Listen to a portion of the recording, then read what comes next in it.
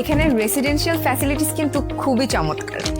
Hello, কি অবস্থা সবার? আচ্ছা একটা কথা বলো তো, এইচএসসি এর পর এখানে কেন আসলা? আপু এসএসসি তে ইংলিশটা টেনে টেনে পার করছি কোনো মতে, কিন্তু ভার্সিটির কথা ভাবতেই মনে হলো এভাবে তো আর হবে না। আর তুমি? আপু আমার প্রবলেমটা ছিল অন্য জায়গায়। আমি গ্রামার ট্রামার ভালোই পারতাম, কিন্তু কথা বলতে গেলেই শেষ।